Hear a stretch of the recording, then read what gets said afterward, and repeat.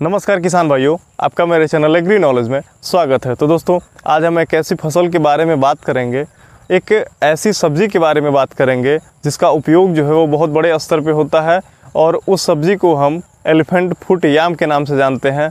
जैसा कि नाम से ही प्रतीत हो रहा है कि एलिफेंट फुट याम मतलब वो हाथी के पैर जैसी दिखती है। जी हाँ दोस्तों, उस सब्ज़ी की बात जो हम कर रहे हैं, उस सब्ज़ी का नाम जो है वो सूरन हमारे यहाँ बोला जाता है और इसको जिमीकंद के नाम से भी जानते हैं। आपके यहाँ उसको क्या बोलते हैं, आप मुझे कमेंट में ज़रूर बताइएगा। तो दोस्तों, जब हम इस फसल की खेती करते हैं तो इसकी खेती करने के लिए हमें बहुत लागत की आवश्यकता नहीं पड़ती है, क्योंकि ये एक ऐसी फसल होती है जिसकी खेती हम किसी भी भूमियों में कर सकते हैं। जब हम इस फसल की खेती करते हैं तो इस फसल के लिए बलुई मिट्टी जो है वो सबसे जो अच्छी है वो मानी जाती है। लेकिन इसकी खेती जो है वो हम सभी प्रकार की भूमियों में कर सकते हैं। बस उन भूमियों में इसकी खेती जो है वो नहीं करनी चाहिए जहाँ पे पानी जो लगता है, जहाँ पर जल निकास की उचित व्यवस्था नहीं होती है, वहाँ पे इसकी खेती जो है वो नहीं की जाती है।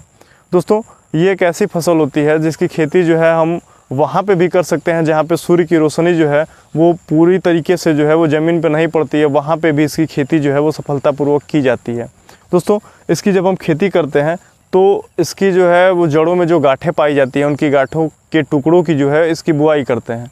तो इसकी बुआई करने के लिए 300 ग्राम के जो टुकड़े होते हैं वो लगभग 35 से 40 कुंतल के आसपास पर हेक्टेयर में जो है वो इसकी बीज दर जो है वो लगती है। तो इसकी बुआई करने का जो समय होता है वो मार्च से अप्रैल के महीने में इसकी बुआई की जाती है।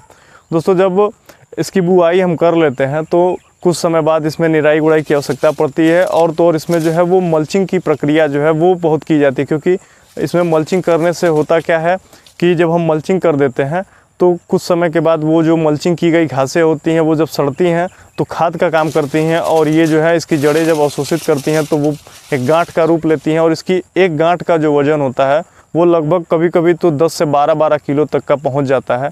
और मार्केट में इसकी कीमत जो है वो हमेशा 30 से 40 रुपये के ऊपर ही जो है वो बनी रहती है। और तो और दोस्तों, इसकी हार्वेस्टिंग जो है वो हम नवंबर से दिसंबर के महीने में जो है वो कर लेते हैं।